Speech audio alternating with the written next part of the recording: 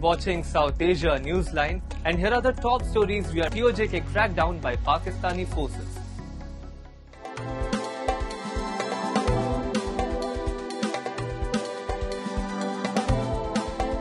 And now for all the details. Prime Minister Narendra Modi on Monday announced that India and Slovakia have elevated bilateral ties to a comprehensive partnership after talks with his Slovak counterpart.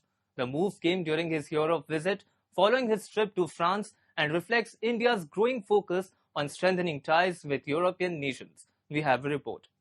India's Prime Minister Narendra Modi received a ceremonial welcome in Bratislava on Monday, as arrived at the historic Bratislava Castle for talks with Slovak Prime Minister Robert Fico during the first visit by an Indian Prime Minister to Slovakia in 33 years. The two leaders reviewed bilateral ties and explored cooperation in trade, investment, defense, technology, innovation, space, nuclear energy, education, culture and people-to-people exchanges. They also discussed regional and global issues, including UN reforms. Both sides agreed to elevate India-Slovakia relations to a comprehensive partnership and signed agreements covering digital technology, cybersecurity, post-quantum technologies, defense, mobility and scientific cooperation. Prime Minister Fico praised India's economic growth, digital transformation and AI leadership, describing India's rise as a valuable model for Europe. इन सभी विषयों में आज हमने अपनी ताकतों को जोड़कर दोनों देशों के लोगों की भलाई के लिए कई महत्वपूर्ण निर्णय लिए।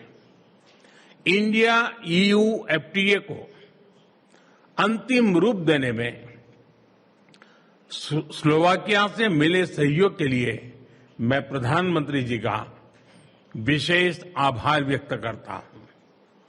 हम इसके जल्द से जल्द इम्प्लीमेंटेशन के लिए काम करेंगे ताकि दोनों देशों के उद्योग, स्टार्टअप्स और ट्रेडर्स इसका अधिकतम लाभ उठा सके। Over the weekend, PM Modi visited France where along with French President Emmanuel Macron, he inaugurated Bharat Innovates 26, the largest Indian deep tech event held outside India. Macron praised India's innovation ecosystem and engineering talent, while Modi highlighted Indo-French cooperation in addressing global challenges. The visit came months after the two countries elevated ties to a special global strategic partnership and declared 2026 the India-France Year of Innovation. Modi was set to return to France to attend the G7 summit on Tuesday and participate in the Vivatech technology event in Paris. Pakistan Prime Minister Shehbaz Sharif on Monday said that the US and Iran have reached a deal to end the ongoing war in the Middle East and will hold an official signing ceremony on 19th of June in Switzerland. Islamabad has been playing a key mediatory role in facilitating dialogue between the two sides. Pakistan Prime Minister in a social media post said, following intensive talks, we are pleased to announce that the peace deal between the US and Iran has been reached. Both sides have declared the immediate and permanent termination of military operations on all fronts, including in Lebanon, he further informed. The agreement was struck despite an Israeli strike on Lebanon on Sunday that drew criticism from Iran and US President Donald Trump. The precise terms of the deal were not immediately known. Sharif said the pact called for the immediate and permanent termination of military operations on all fronts, including in Lebanon. Iran's Deputy Foreign Minister confirmed the development, saying negotiations for a final deal will be held during a 60-day period and that Tehran would take its own measures in case of breaches from the other side. Moving on, British Kashmiris staged a protest outside the UK Parliament on Sunday, raising their voices against ongoing crackdown by Pakistani forces in POJK. They called for immediate global intervention and probe into human rights violations. We have a report. Hundreds of members of the Kashmir diaspora and supporters gathered outside the Palace of Westminster in London on Sunday to protest alleged human rights violations and the use of force by Pakistani security agencies in Pakistan-occupied Jammu and Kashmir in recent days. Demonstrators raised concerns over civilian deaths, injuries, harassment of women and crackdowns on peaceful protesters. Carrying placards and banners, they demanded justice, accountability and international intervention. Speakers alleged that residents protesting for economic relief, affordable electricity, better governance and basic rights were met with excessive force. They urged the UN and global rights organizations to investigate the situation and ensure protection of fundamental rights in the region.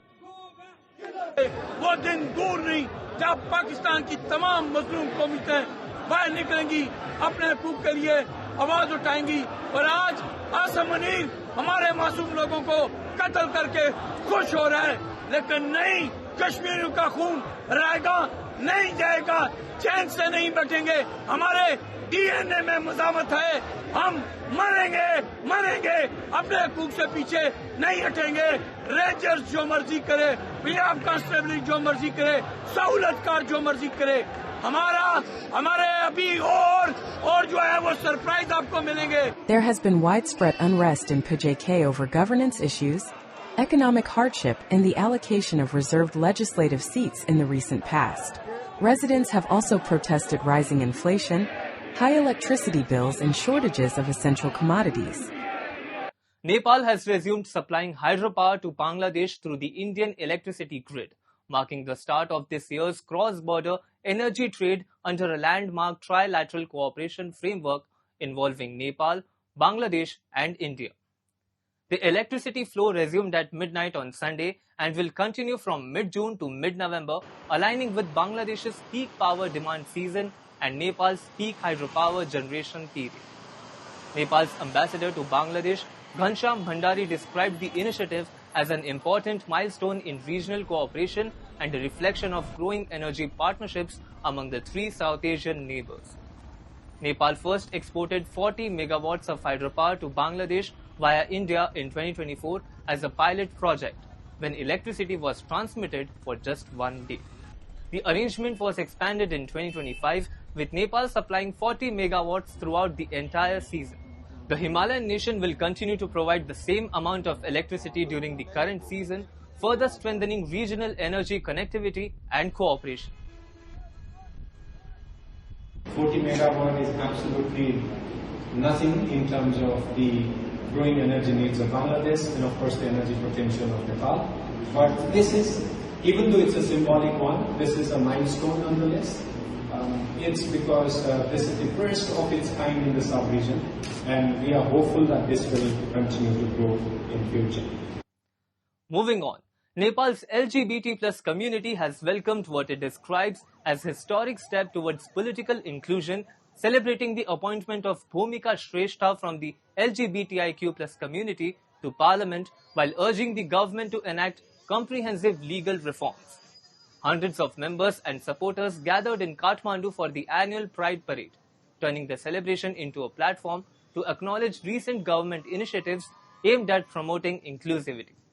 Participants praised the decision by Prime Minister Balendra Shah's government to establish a ministry dedicated to sexual minorities, calling it another significant milestone in recognizing their rights and representation. Dressed in colorful attire and carrying rainbow flags, participants marched through the capital with a message of equality, dignity, and inclusion. They said community's priority has now shifted from securing representation to achieving lasting legal and institutional reforms that ensure equal rights for all. The Pride Parade is observed on the second Saturday of June in Nepal as part of Global Pride Month celebrations.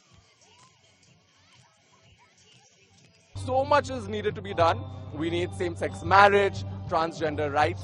A lot of trans people require a lot of basic rights, and I feel like with Bhumika Shrestha as one of the transgender vocal voices, she's going to make a huge difference. So we're very excited. It's such a good year, good time of the year in Nepal. We all are celebrating, happy, excited about what the future holds. The reality of Kathmandu, where we are able to walk very freely, is not the reality of many in other places in Nepal, but it's slowly changing, and I believe in hope and better future for queer people. Moving on, hundreds of Hindu devotees in India thronged the temple town of Prayagraj on Monday to take a dip in the sacred Ganga river on the auspicious occasion of Somvati Amavasya, or a no moon Monday. According to the Hindu epic of Mahabharata, Bhishma, the son of river Ganga, narrated the significance of Somvati Amavasya to Yudhishthir, the eldest of the 5 Pandav brothers. Bhishma said that whoever takes a bath in the sacred rivers on this day would be prosperous, disease-free and free from grief and sorrow. The most significant ritual of Somvati Amavasya is the worship of Peepal Tree. As per the tradition, married women tie a holy thread and take rounds around the Peepal Tree on this occasion. They also observe a fast for the long life and well-being of their husbands. और इसे अमावस्या पर लोग दूर दूर से आते हैं और श्राद्ध करते हैं, स्नान करते हैं, पूजन पाठ करते हैं, परिक्रमा लगाते हैं पीपल की हैं और स्नान आदि करते हैं, स्नान आदि करके दान पुण्य करते हैं. यही इसका विशेष महत्व है. Similar scenes were witnessed in the temple town of Ayodhya, where large crowds gathered along the banks of the Sarayu river from early morning. Devotees were seen taking ritual baths and offering prayers with lit earthen lamps. Married women especially performed special rituals to pray for their well-being of their families. Somvati Amavasya है और हम भोले बाबा का दर्शन करके आए हैं और अभी जा रहे हैं पीपल का वृक्ष है यहाँ पे जल अर्पण करेंगे और विष्णु भगवान के फेरे करेंगे जो कि 108 फेरे लगते हैं. That's all in tonight's edition. We will see you same time tomorrow. Good night.